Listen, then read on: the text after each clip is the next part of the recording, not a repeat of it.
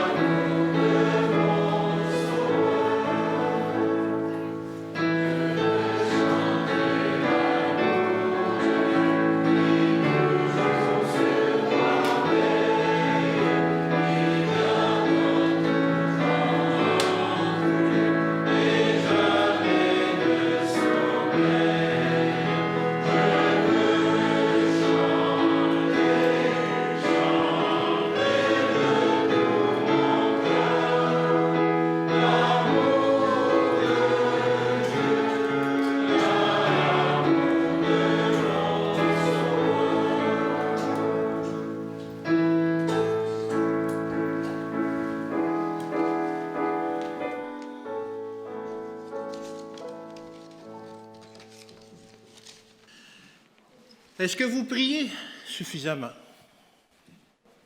On pourrait dire, est-ce que je prie suffisamment aussi? Est-ce que vous savez comment bien prier? Ou je peux m'adresser à moi-même, est-ce que je sais vraiment comment bien prier? Est-ce qu'on comprend bien le pouvoir de la prière? Est-ce qu'on récite la prière que Jésus nous a enseignée parfois? Est-ce qu'on comprend bien cette prière que Jésus nous a enseignée? À toutes ces questions, je peux répondre pour ma part, non. Malheureusement, je ne prie pas assez. Je ne sais pas comment bien prier souvent. Je dois beaucoup compter sur le Saint-Esprit pour m'enseigner à prier parce que je ne comprends pas bien le pouvoir de la prière. Dieu nous connaît, heureusement, et Dieu connaît notre cœur et il comprend les besoins que l'on a de demander des choses et de bien les demander. Malheureusement, lorsqu'on ne les demande pas bien, ou heureusement, même lorsqu'on ne les demande pas bien ou qu'on ne sait pas quoi demander, Dieu répond à nos prières quand même. Alors, je pense qu'on doit apprendre à prier. Dieu veut qu'on apprenne à prier et qu'on puisse utiliser le pouvoir de la prière dans nos vies.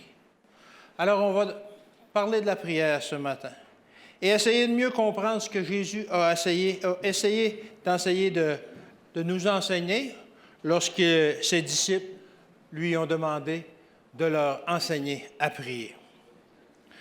Alors, lorsque les disciples ont demandé à Jésus de leur enseigner à prier, vous savez quelle prière il leur a récité? Il leur a récité la prière qu'on appelle le Notre Père.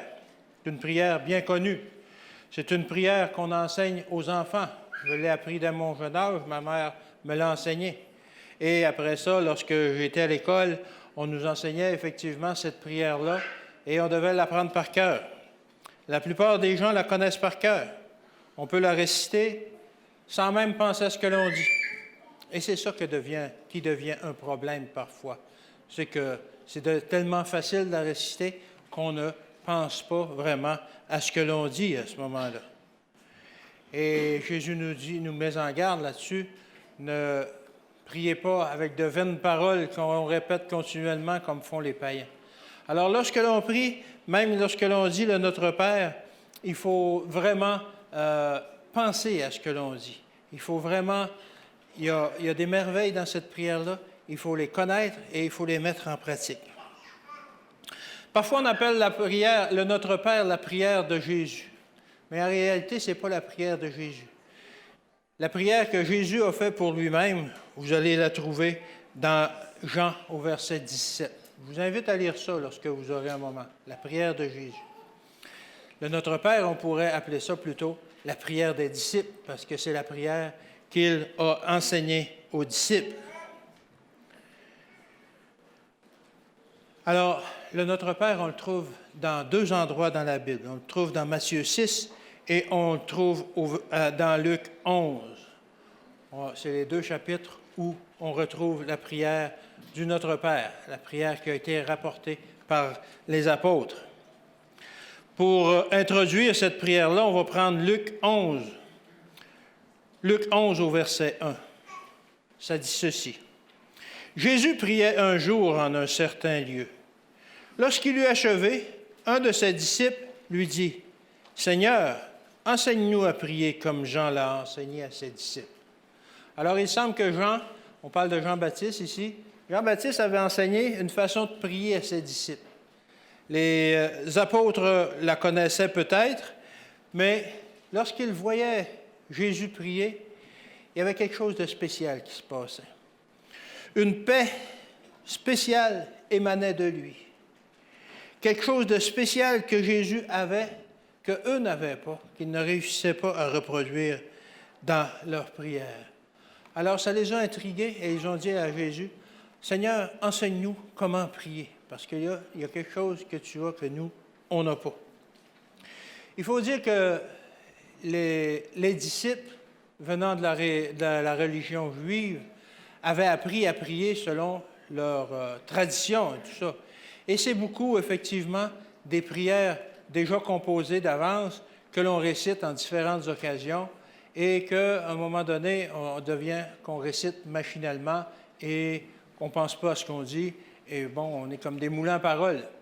Alors, ça devient vraiment mystérieux, ce phénomène-là. On pense que l'on prie alors que l'on ne prie pas du tout.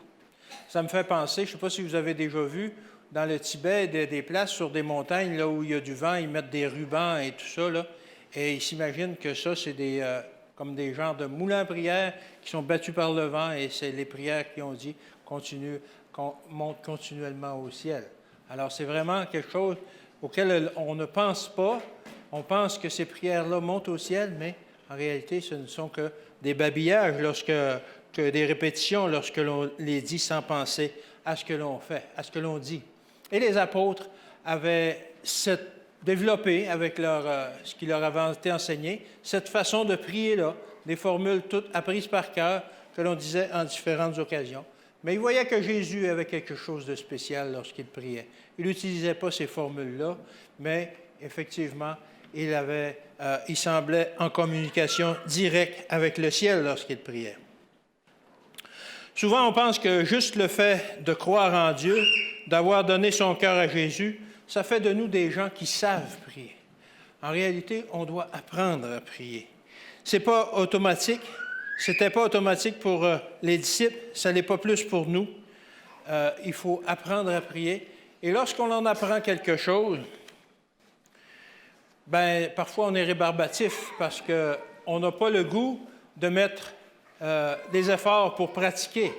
Mais la prière, comme toute autre chose, elle doit être apprise, elle doit être pratiquée. Si vous voulez apprendre la guitare, ben vous commencez par un accord et tout ça, et c'est difficile parce que nos doigts ne veulent pas répondre. C'est la même chose pour la prière. Pour avoir un ministère de prière efficace, on doit pratiquer la prière. On doit la pratiquer tous les jours, comme on disait durant l'école du sapin de ce matin. Pratiquer le matin, le soir, le midi, etc. Et il faut développer ces nouvelles habitudes-là. Comme à la guitare, on vient, on maîtrise un accord, on vient, on en maîtrise un autre, etc. Nos doigts deviennent plus souples et on devient des experts à la guitare. Mais on peut devenir aussi des experts à la prière. Alors, la Bible nous offre une leçon du meilleur professeur qui soit pour la prière. C'est Jésus lui-même. En introduction à cette leçon, Jésus commence à définir l'état d'esprit dans lequel nous devrions nous trouver pour prier. On trouve ça dans Matthieu 6, versets 7 et 8. Matthieu 6, versets 7 et 8. C'est le verset qu'on a lu tout à l'heure. Je pense que c'est important, j'y ai fait référence aussi. En priant, ne multipliez pas de vaines paroles comme les païens qui s'imaginent qu'à force de paroles, ils seront exaucés. Ne leur ressemblez pas, car votre Père sait de quoi vous avez besoin avant que vous ne le lui demandiez. Ce que ça me dit, moi, ça, c'est qu'il ne faut pas répéter toujours des mêmes formules apprises, tout ça, sans même y penser. On est mieux de mal prier dans notre tête, d'oublier des choses qu'on veut demander, plutôt que de répéter des formules vides que l'on ne pense même pas. Et au verset 8, ça dit, comme on l'a vu, « Ne leur ressemblez pas, car votre Père sait de quoi vous avez besoin avant que vous ne le lui demandiez. » Alors si, au début, on fait mal nos accords, on fait mal nos prières, Dieu sait qu'est-ce qu'on a besoin et il va répondre à nos prières, même si elles ne sont pas parfaites à ce moment-là. Le Notre Père est une courte prière. C'est pas long de dire le Notre Père, c'est environ 75 mots. Elle est courte, mais compréhensible, et elle couvre tous les besoins de l'homme. On va commencer à examiner un peu, justement, qu'est-ce que Jésus a voulu nous enseigner lorsqu'il a enseigné le Notre Père. Ça se récite en moins d'une minute. En 30 secondes, 30 quelques secondes, on peut dire le Notre Père.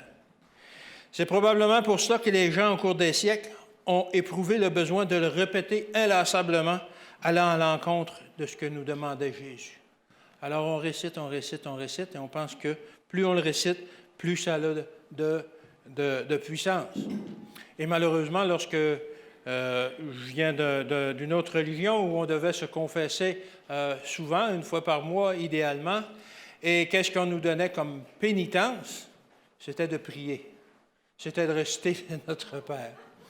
Alors, on nous donnait une pénitence pour ce qui devait être plutôt une bénédiction. La prière doit être une bénédiction. Alors Dieu, c'est une aberration. Dieu ne demande pas de pénitence pour pardonner nos péchés. Dieu pardonne nos péchés en autant qu'on lui demande. Mais ça crée une fausse image de ce qu'est Dieu, justement. Alors, répéter le Notre Père, ce n'est pas quelque chose de mal en soi. Par contre, il faut penser à ce que l'on dit, il faut croire à ce que l'on dit. Le répéter inlassablement peut lui faire perdre sa solennité et il n'aura plus aucune signification pour Dieu, car il sera dit de mémoire sans que notre cœur ne participe. Dans une prière, il faut que notre cœur participe à ce que nous disons. D'ailleurs, bien que cette prière fût enseignée par Jésus, c'est Jésus lui-même qui a enseigné la prière aux apôtres, nulle part dans la Bible on ne lit que les apôtres ont utilisé cette prière-là, cette formule-là, lorsqu'ils priaient Dieu. Ils n'ont jamais récité le Notre Père, du moins ce n'est pas rapporté dans la Bible. Par contre, ils ont fait des très belles prières, Paul, etc., les apôtres, des très belles prières qui nous sont rapportées, mais jamais ils n'ont récité le Notre Père. Ils ont utilisé l'essence du Notre Père dans leur prière, mais ils ne l'ont pas récité mot à mot. En fait, ce que Jésus nous a donné, c'est un patron.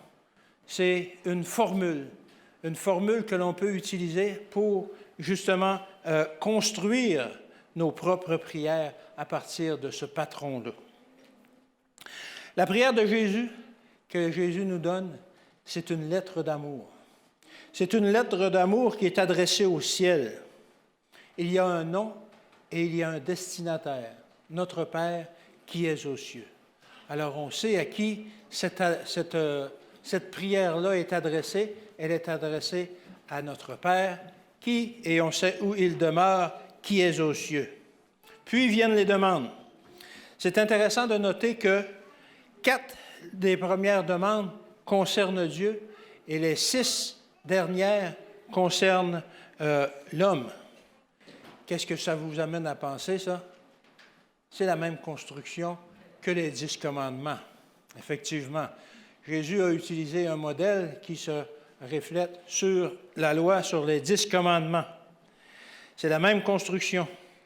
De plus, cette prière couvre tout le spectre de relations que nous pouvons avoir entre Dieu et les hommes.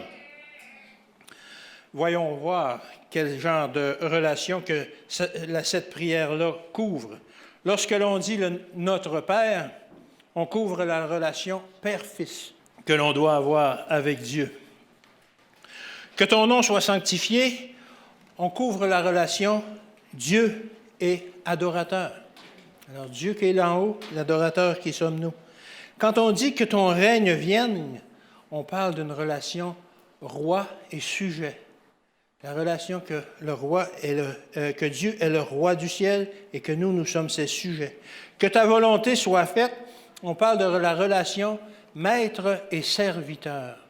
Alors toujours, il y a une relation de quelqu'un d'autorité et de quelqu'un qui le serviteur. Donne-nous notre pain quotidien.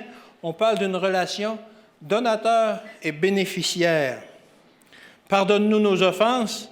On parle d'une relation sauveur à pécheur. Ne nous induis pas en tentation.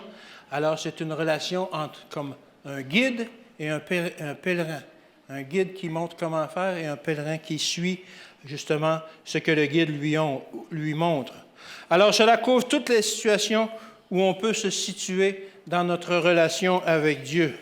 C'est court, mais c'est précis et ça couvre tout le spectre, justement, des relations Dieu-homme que nous pouvons vivre. Alors, on va voir maintenant les différents éléments un à un. Matthieu 6 au verset 9. Matthieu 6, verset 9. Notre Père qui es aux cieux.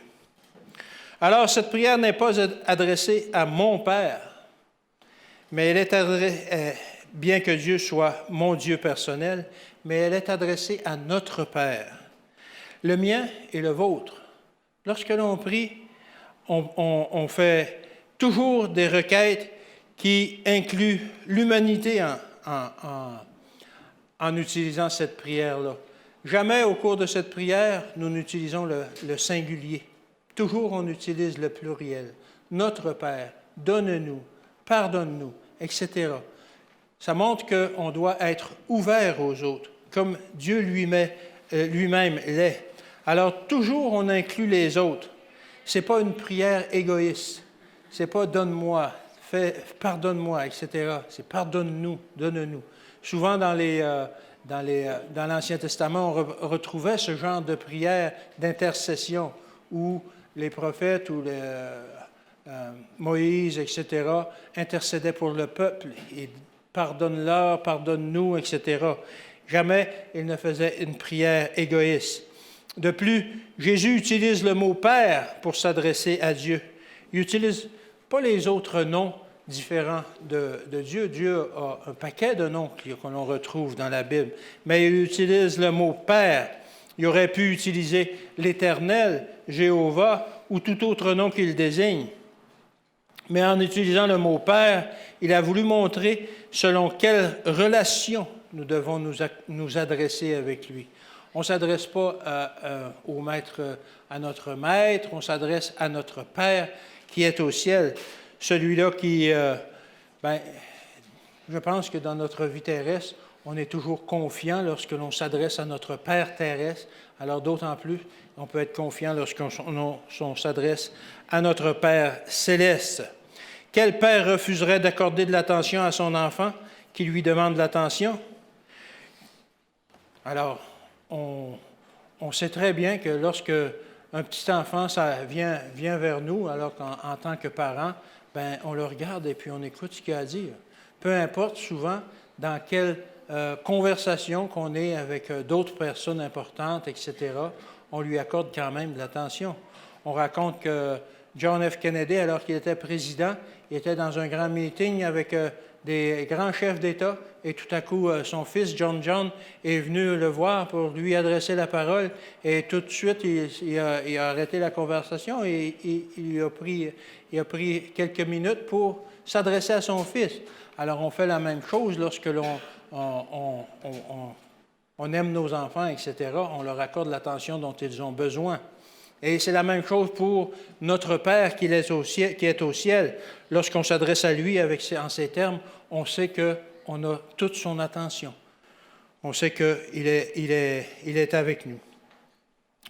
De plus, on s'adresse à lui comme étant un Père et on utilise le nom Père, mais lorsque l'on pense vraiment à cela, ça exclut le débat que l'on voit présentement dans les différentes religions.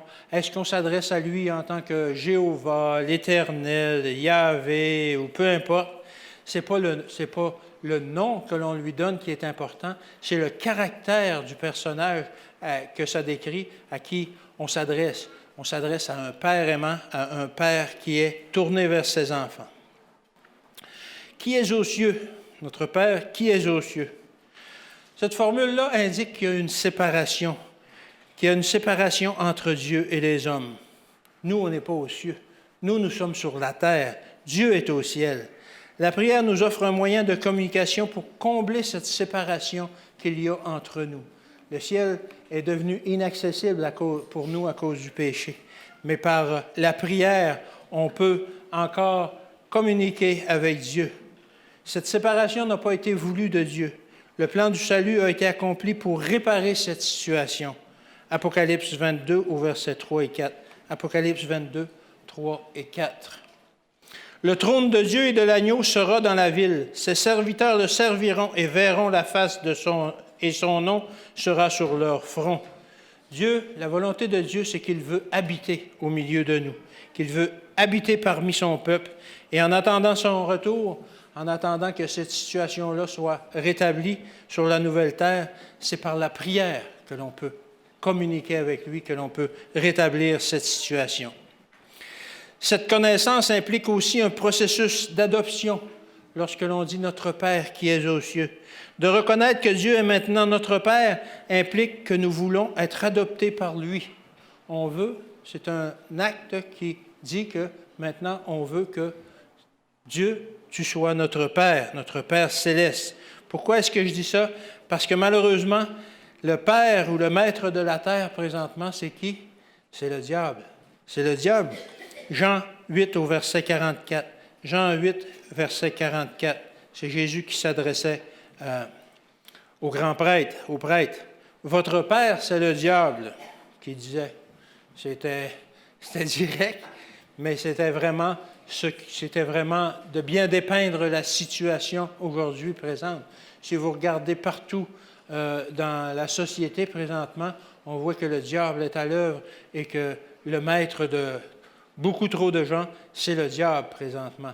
Alors lorsqu'on dit « Notre Père qui es aux cieux », on demande à Dieu de nous adopter comme son Fils, que l'on veut renier notre Père naturel qui est le diable et qu'on demande à Dieu d'être adopté par lui. Qu'est-ce que Dieu a dit lorsque Jésus a été baptisé? Matthieu 17 au verset 5. Matthieu 17, verset 5. Comme il parlait encore, une nuée lumineuse les couvrit. Et voici, une voix fit entendre des nuées ces paroles. Celui-ci est mon Fils bien-aimé, en qui j'ai mis toute mon affection. Écoutez-le. Alors, c'est comme si Comme Jésus l'a fait, nous aussi, on choisit de faire la volonté de Dieu, parce que Jésus a choisi de son plein gré de faire la volonté de Dieu lorsqu'il était venu comme homme sur la terre. Si on fait la même chose, nous aussi, on va être adoptés par Dieu. Et lui aussi, Dieu va dire pour nous aussi, « Celui-ci est mon Fils bien-aimé, en qui j'ai mis toute mon affection. » C'est la volonté du Père de dire ces choses-là à notre sujet, comme il l'a dit au sujet de Jésus. Dieu aura les mêmes paroles pour nous et nous deviendrons ses enfants adoptifs. Il y a maintenant entre nous une relation Père-Fils, notre Père qui est aux cieux. Matthieu 6 au verset 9. « Que ton nom soit sanctifié. » Dans cette prière, nous nous adressons à notre Père, mais nous reconnaissons aussi que nous nous adressons à un roi, au roi de l'univers. C'est un roi saint, consacré, révérend. C'est celui dont le nom est grand par-dessus tout autre nom. Le nom de celui devant lequel tout genou doit fléchir. Ce n'est pas l'ami avec qui on a fait les 400 coups. Il y a une certaine façon de s'adresser à lui. Bien sûr, c'est notre ami. Dieu veut être notre ami. Mais lorsque nous lui parlons uniquement comme tel, comme un ami, comme on dit en anglais, buddy, c'est difficile de voir justement la grandeur et de lui accorder la révérence qu'il mérite. De la même façon, si nous le prions comme un Dieu austère, lointain, on perd aussi le sens de la relation Père-Fils qu'il veut développer avec lui, que l'on veut développer avec lui. Alors, il faut trouver une alternative entre les deux. Pas nécessairement « Hey Dieu, puis comment ça va, tout ça ». Je ne dis pas que parfois on peut s'adresser à lui comme ça, mais mieux que ça. Et sans le voir comme un Dieu lointain, hautain et à qui est inaccessible, il faut trouver une certaine façon de s'adresser avec lui. Que ton nom soit sanctifié. Dieu est un Dieu saint. Son nom est saint. Alors, ce qu'on l'on demande, justement, c'est que son nom soit sanctifié dans nos vies, sur la terre, etc., qu'il retrouve sa place d'un Dieu saint. Un des commandements nous dit qu'on ne doit pas prendre le nom de Dieu en vain. Qu'est-ce que ça veut dire, ça, ne pas prendre le nom de Dieu en vain? Ça ne veut pas juste dire de ne pas l'utiliser pour, comme on fait en québécois, pour sacrer, parfois on le maudit même, mais ça veut dire qu'il ne faut pas le prononcer son nom avec vanité ou avec un manque de respect. Dans le ciel, les anges se couvrent la face et se couvrent les pieds lorsqu'ils prononcent le nom de Dieu. Nous devons reconnaître dans nos prières que Dieu est notre Père, mais qu'il est aussi notre Roi. Et en cela, il mérite notre révérence, notre adoration, et on doit l'honorer comme tel. Que ton règne vienne maintenant. Que veut dire cette phrase? Une phrase semblable a été employée par Jean-Baptiste dans Matthieu 3 au verset 2. Matthieu 3 au verset 2. Jean-Baptiste utilisait cette parole. Il disait, « Repentez-vous, car le royaume des cieux est proche. » Il parlait du royaume de Dieu, de la même façon quand on dit que ton règne vienne. Jésus aussi utilisait la même formule lorsqu'il a commencé à prêcher dans Matthieu 4 au verset 17. Matthieu 4, verset 17. Dès lors, Jésus commença à prêcher et à dire, « Repentez-vous, car le royaume des cieux est proche. » Pourquoi est-ce qu'ils espéraient tous deux que le royaume des cieux vienne bientôt? Est-ce que nous voyons le royaume des cieux présentement sur la terre? Est-ce que l'on voit le royaume des cieux s'accomplir sur la terre? Est-ce qu'on voit le royaume des cieux sur terre aujourd'hui? Ou bien est-ce qu'on voit le royaume d'un autre prince qui a établi son royaume? Je pense qu'effectivement, on ne voit pas le royaume de Dieu, on voit le royaume du prince de la terre, le royaume du Satan. Pas besoin de chercher longtemps pour constater que présentement, c'est son royaume qui règne sur la terre. Il a même eu l'audace de demander à Jésus de se prosterner devant lui et de l'adorer, et ainsi qu'il allait pouvoir lui donner son royaume. Est-ce que Jésus a accepté? Non. Jésus n'a pas accepté parce qu'il n'est pas venu sur terre pour prendre le royaume du malin, mais il est venu sur terre plutôt pour y établir son royaume. Il y a présentement une bataille d'un royaume contre un autre. Alors, lorsque nous disons que son règne, que nous souhaitons que son règne vienne et que son royaume vienne, nous demandons qu'il vienne.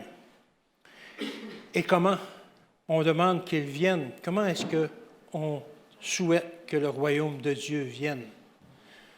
Le nom de l'Église que vous avez adopté nous dit comment est-ce qu'on souhaite que le royaume de Dieu vienne. Nous sommes des adventistes. On souhaite que Dieu vienne littéralement sur la terre nous chercher et rétablir l'ordre des choses. Mais il y a un autre royaume que nous demandons, un qui peut venir immédiatement, même si le royaume de Dieu ne vient pas littéralement présentement. Il y a un autre royaume que l'on peut voir s'établir. Et ce royaume de Dieu peut être établi dans notre cœur. Que Dieu soit notre roi, qu'il règne sur nos vies, que son règne vienne. Cela demande un changement de royaume dans notre cœur. Paul nous y exhorte. Romains 6 au verset 12. Romains 6, 12. Que le péché ne règne donc point dans votre corps mortel et n'obéissez pas à ses convoitises. Paul dit que présentement, le royaume qui est en nous, c'est le royaume du péché. Nous voulons que ce soit le royaume de Dieu qui règne en nous, que ton règne vienne. Luc 12 au verset 32. Ne crains point, petit troupeau, car votre Père a trouvé bon de vous donner le royaume. Le royaume de Dieu est accessible maintenant pour nous, immédiatement, dans notre cœur. Dieu a trouvé bon de nous donner le royaume. Dieu veut que nous possédions le royaume. Que ton règne vienne veut donc dire que nous aspirons qu'il règne sur le monde et par-dessus tout, qu'il règne sur nos cœurs. Que ta volonté soit faite sur la terre comme au ciel. Quelle est la volonté suprême pour Dieu? Que sa volonté soit exprimée dans nos vies chaque jour. Dieu veut que sa volonté soit exprimée dans nos vies chaque jour. Quel a été le plus grand combat que Jésus a mené lorsqu'il est venu sur la terre? Jésus a mené un combat immense qu'on n'a pas idée contre quelque chose de spécial sur la terre, autre que les gens qui lui voulaient du mal, etc., qui racontaient des histoires sur son dos à chaque jour, etc. Le plus grand combat que Jésus a mené au cours de sa vie, c'est dans le jardin de Gethsémani qu'il l'a mené. Lorsqu'il priait, qu'est-ce qu'il combattait? Il combattait le moi. Le moi qui lui disait, « Va pas à la croix, ça va faire mal, tu vas perdre la vie, il va arriver rien que des malheurs. » J'imagine que Satan était là pour lui souffler à l'oreille toutes ces réflexions-là. Mais le moi lui disait, « Ne fais pas ça, ne va pas là. » C'était un combat qui était en lui tellement intense qu'il s'est mis à suer des grumeaux de sang à un moment donné. Tellement ce combat-là était intense en lui. Jésus a été tenté en toutes choses comme nous, puis même plus que nous. Et on le voit dans cette période de sa vie. Luc 22, verset 44. Luc 22, 44. Étant en agonie, il priait plus instamment, et sa sueur devint comme des grumeaux de sang qui tombaient à terre. Alors, dans ce combat-là, qu'est-ce que Jésus a fait? Comment est-ce qu'il a lutté contre le moi qui lui disait de ne pas aller à la croix, de prendre ses jambes à son cou puis se sauver, ou de demander les anges de venir tout exterminer l'armée qui viendrait pour lui? Qu'est-ce qu'il a fait? Comment est-ce qu'il a réagi? Ça le dit dans ce verset-là. Étant en agonie, il priait plus instamment, plus intensément. Son esprit était à la prière parce qu'il voulait avoir la force, justement, d'aller au bout, de faire la volonté de Dieu. Que ta volonté soit faite sur la terre comme au ciel. Est-ce que nous, on prie souvent pour faire la volonté de Dieu, ou est-ce qu'on demande à Dieu de faire notre volonté, de nous accorder ce que nous demandons à Dieu, une belle auto, une belle maison, etc., peu importe, des beaux enfants, etc. C'est normal de demander ces choses-là, mais Jésus, lui, s'est retrouvé à vaincre ce combat-là, le combat du moi, qui a été extrêmement difficile pour lui. Luc 22, verset 42. Luc 22, verset 42. Il ne faut pas oublier que Jésus, lorsqu'il est venu sur terre, avait la nature humaine et que, comme nous, il a dû lutter contre le moi. Luc 22, 42. Père, si tu voulais éloigner de moi cette coupe, toutefois, que ma volonté ne se fasse pas, mais la tienne. Jésus a accepté de faire la volonté de Dieu. Que la volonté de Dieu soit faite dans notre cœur. Que ta volonté soit faite sur la terre comme au ciel. Alors, comment est-ce qu'on peut connaître la volonté de Dieu? C'est la même chose pour nous. C'est la plus grande bataille qu'on doit mener, c'est celle contre le moi, continuellement. Je ne sais pas pour vous, mais malheureusement, la plupart des pensées que j'ai au cours d'une journée, ça concerne moi-même. Qu'est-ce que je vais manger à midi? Comment est-ce que je vais organiser ma vie familiale? Comment je vais m'organiser pour avoir assez de sous pour finir les fins de mois? Comment est-ce que je vais faire pour trouver assez de sous pour donner une bonne éducation à mon fils, etc., etc. 3/4 de nos pensées sont pour nous, sont pour le moi. C'est la volonté de quelle personne qui me préoccupe le plus? C'est la mienne ou c'est la volonté de Dieu? De faire ma volonté ou faire celle de Dieu? Il y a toujours un conflit entre les deux, de faire ma volonté ou celle de Dieu. On peut avoir un bel exemple de cela lorsque nous prions. Malheureusement, souvent, lorsque l'on prie, qu'est-ce qu'on dit? Donne-moi ceci, donne-moi cela, j'ai des plans, j'ai des projets, peux-tu m'aider à accomplir cela? On essaye de soumettre la volonté de Dieu à la nôtre. Chaque jour, on doit demander à Dieu d'aligner nos priorités avec les siennes. Aide-moi, Seigneur, à ce que tes priorités deviennent mes priorités. La volonté de Dieu est de régner sur nos cœurs de la même façon qu'il régnait sur le cœur de Jésus. Que ta volonté soit faite. Pas que ma volonté soit faite, que ta volonté soit faite. Mais comment savoir quelle est la volonté de Dieu? Comment est-ce qu'on peut savoir quelle est vraiment la volonté de Dieu? Si on prie d'un cœur sincère, que ta volonté soit faite, comment est-ce qu'on peut savoir? Comment est-ce qu'on peut connaître sa volonté? Que veut Dieu pour moi? Qu'est-ce qu'il veut pour moi? Qu'est-ce qu'il veut que j'accomplisse aujourd'hui? La seule façon de connaître la volonté de Dieu pour nous, c'est de vouloir faire sa volonté. Si on veut vraiment faire sa volonté, on envoie la balle dans le camp de Dieu. Il va être obligé de nous dire quelle est sa volonté pour nous. Il va être obligé de nous dire, OK, tu veux vraiment faire ma volonté? Aujourd'hui, c'est ça qu'il faut que tu fasses. C'est vers telle personne qu'il faut que tu ailles. C'est tel acte de bonté qu'il faut que tu fasses.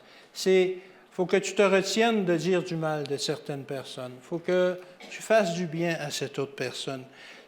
De vouloir faire la volonté de Dieu, ça oblige Dieu à nous dire quelle est sa volonté. Et après qu'on le sait, on peut accomplir sa volonté. Dieu révélera sa volonté si nous voulons faire sa volonté. Donne-nous aujourd'hui notre pain quotidien. Donne-nous aujourd'hui notre pain quotidien. Bien entendu, cette requête vise à demander à Dieu de répondre à nos besoins physiques, nourriture, eau, vêtements, abris, etc. Mais il y a plus que cela. C'est une demande aussi de veiller sur nos besoins spirituels. Matthieu 4 au verset 4. Matthieu 4, 4. Jésus répondit, il est écrit, « L'homme ne vivra pas de pain seulement, mais de toute parole qui sort de la bouche de Dieu. » Dieu veut veiller sur tous nos besoins, non seulement physiques, mais spirituels aussi. Que le pain de vie qui répond à nos besoins spirituels nous soit accordé à chaque jour. La Bible, bien entendu, c'est la Bible que l'on parle. Nous avons besoin de cette nourriture spirituelle chaque jour. Est-ce que Dieu a pourvu aux besoins physiques du peuple hébreu alors qu'il était dans le désert? Absolument. À chaque jour, il tombait de la manne. Mais qu'est-ce que les Hébreux devaient faire pour l'obtenir? Aller la ramasser. C'est la même chose pour le pain spirituel. La Bible est là. La parole est là. Qu'est-ce qu'on doit faire chaque jour pour en être rassasié, pour rassasier notre faim spirituelle? De la lire, de prendre du temps pour en ramasser justement des connaissances. Alors, lorsque l'on dit « Donne-nous aujourd'hui notre pain quotidien », quelle est la priorité? Vers quelle priorité on demande? Est-ce que on demande à Dieu de bien remplir notre réfrigérateur ou de bien remplir notre esprit, notre spiritualité? Je pense que si on manque un repas dans une journée, on va avoir faim un peu, mais si on manque de nourriture spirituelle, qu'est-ce qui peut arriver? C'est qu'on se détourne et qu'on soit perdu lorsque le moment viendra. Alors, donne-nous aujourd'hui notre pain de ce jour. C'est important de se nourrir à la source. Pardonne-nous nos offenses. Pardonne-nous nos péchés. Pardonne-nous nos offenses. Il n'y a pas d'autre moyen pour nous de se séparer de nos offenses, de les effacer. Il faut qu'ils soient pardonnés par Dieu qui va les jeter au fond de la mer. Alors, il faut le demander à Dieu de pardonner nos offenses. Il faut être spécifique aussi sur ces demandes. C'est facile de dire « pardonne-nous nos offenses », mais en général, il faut être vraiment spécifique, faire un examen de conscience et dire vraiment ce que Dieu veut qu'il nous pardonne. De cette façon, lorsque la même situation se représentera, on sera plus en mesure de lutter contre ces tentations. Comme nous pardonnons à ceux qui nous ont offensés. Alors, celle-là est un peu plus difficile parfois. On ne voudrait pas qu'elle soit là, mais elle est là dans la prière de Jésus. Ici, je n'ai pas vraiment besoin d'expliquer, car Jésus y explique lui-même. Il trouvait ça tellement important, cette phrase-là, qu'à la fin de sa prière, il a mis un post-scriptum. Il a fait un ajout, il a mis un addenda.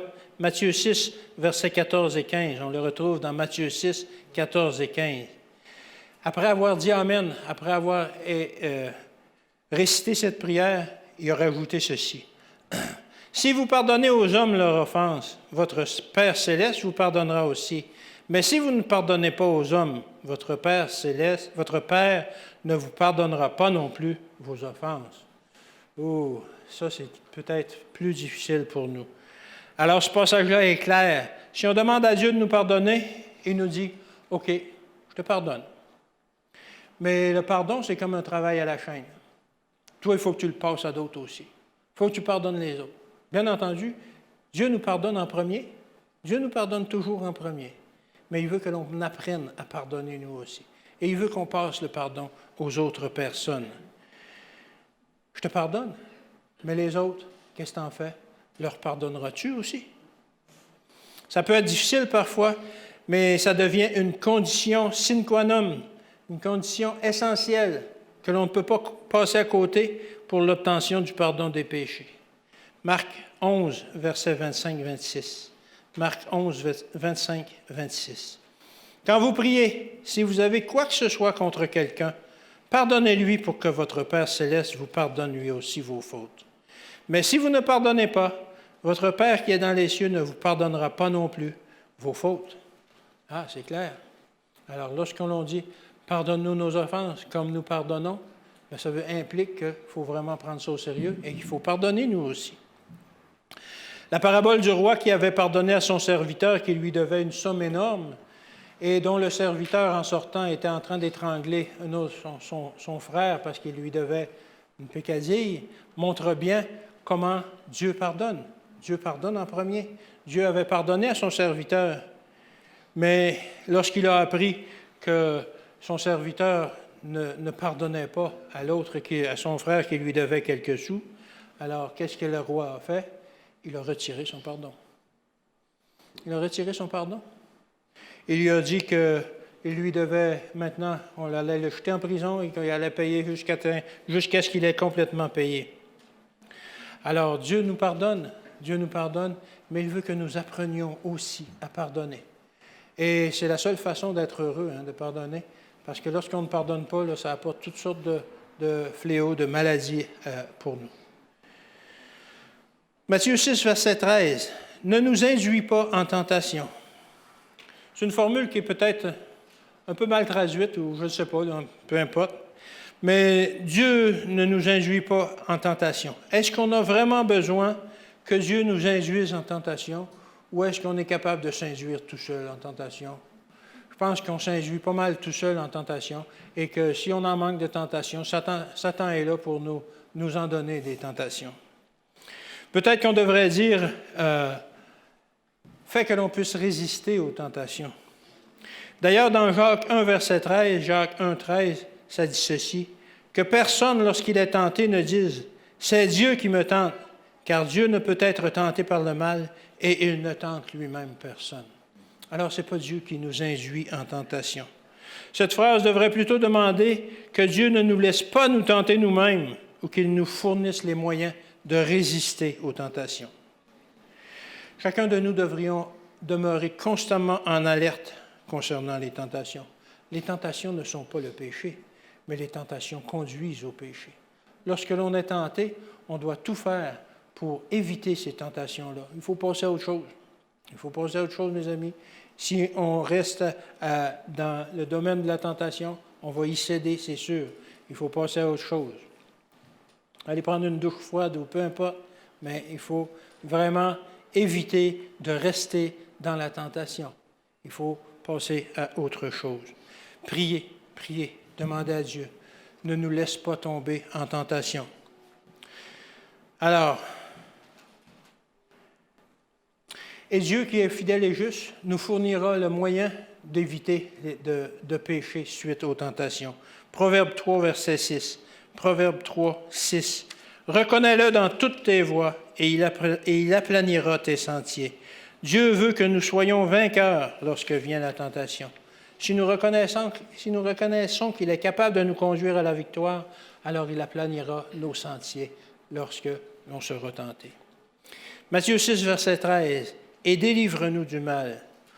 Ou devrions-nous dire, délivre-nous du malin? Satan sait qu'il lui reste peu de temps et il ne ménagera aucun effort pour nous faire tomber, pour faire tomber le peuple de Dieu. Sans la puissance de Dieu, il va nous être difficile, voire impossible de lui résister. Délivre-nous du mal, délivre-nous du malin. Luc 21, verset 36. Luc 21, 36. Veillez donc et priez en tout temps, afin que vous ayez la force d'échapper à toutes ces choses qui arriveront et de paraître debout devant le Fils de l'homme. Alors, c'est une lutte constante qu'on a à mener contre le tentateur. Difficile de lutter, mais pas impossible. Dieu nous donnera la force en autant que nous veillons et que nous prions. Matthieu 6 au verset 13 encore. « Car c'est à toi qu'appartiennent le règne, la puissance et la gloire au siècle des siècles. Amen. » Lorsque je suis devenu adventiste, je me suis mis à lire ma Bible, j'ai trouvé ça bizarre, cette phrase-là qui était là, que je n'avais jamais apprise, que je ne connaissais pas, que je ne savais pas faisant partie du Notre Père. Et je trouvais ça drôle qu'on ne nous a pas enseigné cette phrase-là lorsqu'on était jeunes. Je ne vais pas m'attarder là-dessus, sur le pourquoi, mais peut-être que ceux qui nous l'ont enseigné ne voulaient pas reconnaître aucune puissance qui leur était supérieure. Mais peu importe, lorsque l'on dit cette phrase, on reconnaît vraiment que c'est Dieu qui est le roi, qui a la puissance et qui a la gloire de toute éternité. Alors c'est important de le reconnaître comme notre Créateur, comme celui qui va nous régénérer, comme celui qui va replacer les choses comme elles devraient être. Alors, cette prière-là de notre Père implique bien trop de choses pour qu'on la récite machinalement, sans penser chaque mot qu'on dit. C'est trop important. Il ne faut pas la réciter comme on réciterait une prière d'un moulin à prière, etc. Alors, pour terminer, je vous invite à vous lever. On va réciter cette prière-là, et justement, en pensant aux mots que l'on dit. C'était la prière qui est tirée de Matthieu 6, versets 9 à 13. Matthieu 6, 9 à 13. Notre Père, qui es aux cieux, que ton nom soit sanctifié, que ton règne vienne, que ta volonté soit faite sur la terre comme au ciel. Donne-nous aujourd'hui notre pain quotidien. Pardonne-nous nos offenses, comme nous aussi nous pardonnons à ceux qui nous ont offensés. Ne nous induis pas en tentation, mais délivre-nous du mal, car c'est à toi qu'appartiennent dans tous les siècles le règne, la puissance et la gloire. Amen.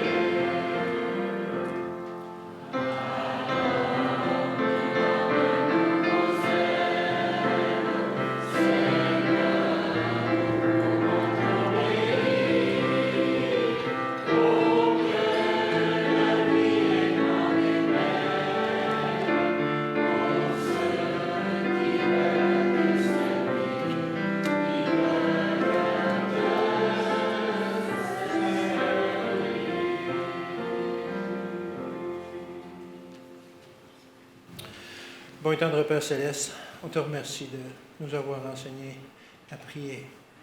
Cependant, Seigneur, on ne voit pas, malheureusement, trop souvent la profondeur de cette prière, de cette formule que tu nous as montrée. Seigneur, fais que notre vie soit remplie de prières, que tu nous enseignes à prier et que nous y mettions toute notre volonté afin que ton esprit puisse nous conduire dans la prière, nous instruire, nous montrer ce que l'on a à demander à Dieu. Seigneur, je te prie de raccompagner ces gens, de les protéger au cours de la semaine, de les bénir et de les conduire vers toi. C'est au nom de ton Fils qu'on te le demande. Amen.